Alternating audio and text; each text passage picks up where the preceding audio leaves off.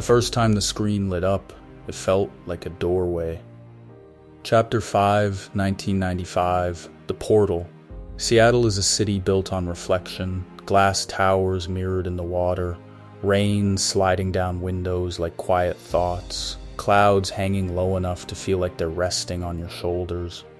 From this hotel room, I can see the Space Needle rising through the mist, lights blinking through the fog.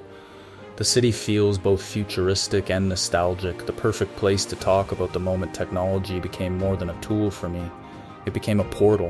1995, my first computer, a beige box that hummed like it was alive. The screen glowed in a dark room, casting a blue light across my face. The dial-up tone, that screeching metallic sound, became the soundtrack of my late nights. It was the sound of possibility. The sound of escape, the sound of a world opening that no one else could see. Seattle understands that feeling. This is the birthplace of so much of the digital world, the companies, the ideas, the innovations that reshaped how we connect, how we hide, how we escape. It's fitting that I'm here for this chapter, because this is where my private world evolved. Before the computer, my escape was imagination. After the computer, my escape had a doorway. Late at night, when the house was quiet, I'd wait for the moment when everyone else was asleep. I'd tiptoe across the floor, careful not to make the boards creak. I'd sit in front of the screen, heart pounding, hoping no one would wake up. The glow of the monitor felt like a secret that belonged only to me. Chat rooms, message boards, images I wasn't ready for, conversations with strangers who didn't know my name, my age, my life, a world where I could be anyone or no one at all. The digital world felt safe in a way the real world never had. It didn't judge, it didn't question. It didn't ask me to explain the confusion I carried. It just opened, and I walked through. Seattle's rain taps against the window as I speak, soft, steady, rhythmic. It reminds me of those nights when I'd sit in the glow of the screen, feeling both exposed and hidden at the same time. The world outside was dark and quiet. The world inside the computer was bright and endless. That contrast shaped me. The screen didn't just offer escape, it offered control. In a life where so much felt unpredictable, the digital world felt manageable, predictable, responsive. If I clicked something, it reacted. If I typed something, someone replied.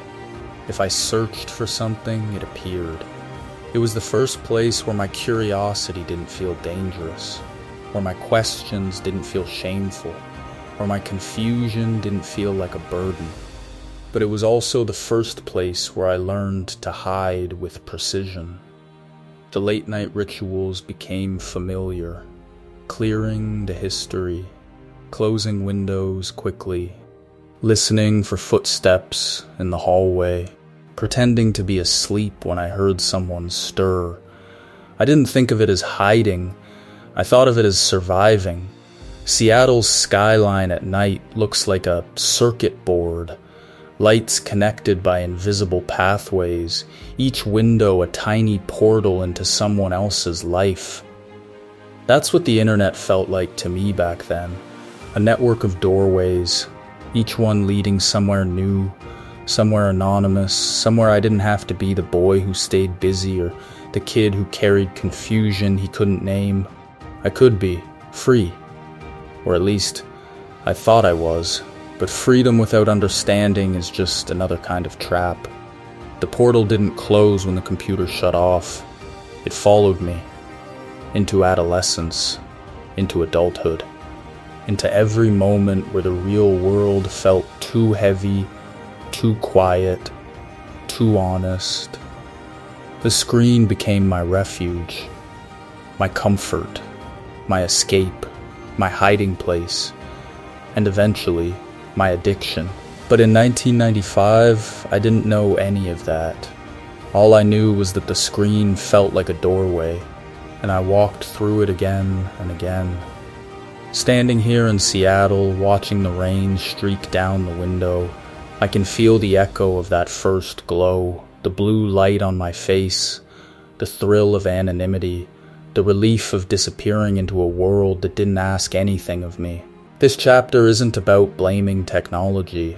It's about understanding the moment when escape became easier than presence, when the digital world became more comforting than the real one, when the portal opened and I didn't know how to close it. The screen opened a door I couldn't close, and I didn't know where it would lead. A different room, a different window, a different city each month.